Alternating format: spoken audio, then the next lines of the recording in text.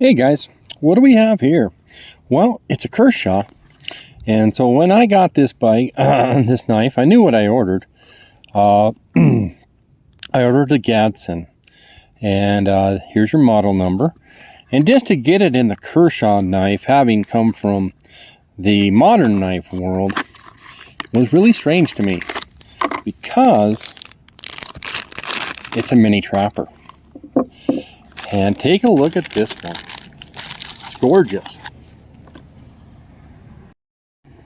So, Kershaw makes a series of, well, they make some slip joint knives. We're all familiar with their granddaddy Barlow, which name is escaping me right now. They make a traditional type trapper, a mini trapper. They make a Brandywine, and they make them all in kind of a black, I want to say a black G10, black micarta, with 7 CR steel, MOV steel, and they make them in, I want to say D2 steel and red bone. And so the GADSDEN, I first kind of saw this, my buddy Baxter's blade has one in red bone. And it's a gorgeous knife, and I kind of put it on my list of knives to buy until somewhere along the line I saw that they made this one. I'm going to call it an amber bone, but it has copper bolsters. It has this real kind of an orangish, and I'm not much of an orange person, kind of a brownish bone. And the kicker is I got this off of Chicago Knife Works for 30 bucks. And for me, totally worth it. Check out the blade centering. Ah, man, spot on. And take a peek at the tank stamps. I forget. I want to say this one's in D2 also. I think if I can just... Come on, focus. We should be able to see what it says right there. So, how's the walk and talk? Tight. Okay. It's got very strong springs on the clothes. Man, it's got a, okay, no stepping here. And just takes a lot to give her close.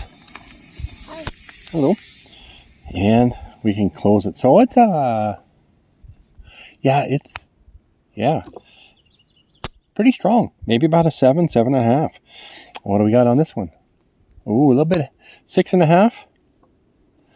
Yeah, we'll go ahead and boom. You guys can tell. So yeah, the springs are doing their job. Again, no stepping, no real gappage that I can see. For $30, I'm heavily liking it. It's got what I call flying squirrel shield, and it's a, what do I want to call that? Double bomb. That's the actual name. So it's got a stronger pull. We're going to bring out another amber bone knife. Yep, this is amber bone. This is Kershaw versus cold steel. All right, so sometimes I like these little, what do you want to call them? Lighter pulls. This one and my case knives are that way, and they just kind of right here, just, you know, just kicks itself open. That's kind of nice. This one, yeah. Okay.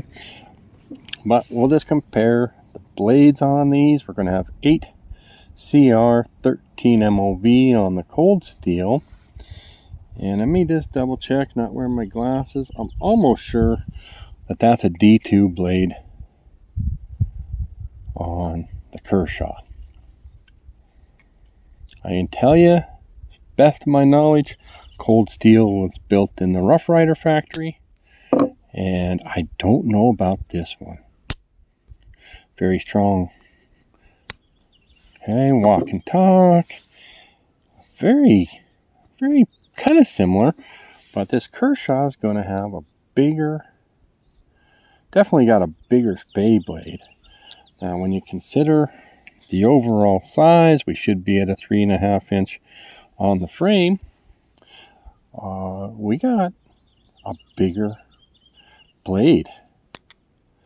For those of you who are into that type of comparison. So gotta watch out.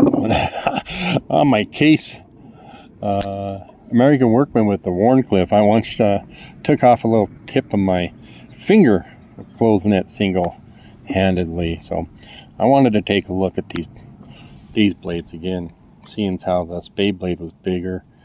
Looks like the clip point is as well. So now I am a fan in the traditional knife world. I do like 8CR over 420 and probably even over 440, but D2 is going to be a good steal, actually. Anyways, guys, I've gone on long enough.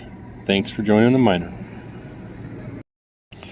One last thing here, just the girth. I think Andrew says it's just a chunky, you know. If we take a look at the thickness of the blades here, okay, and then we take it, not the blades, I think it's in the bone. Yeah, you get a little bit more bone. You can see that right there versus right there. So gotta put the camera away. Bye now.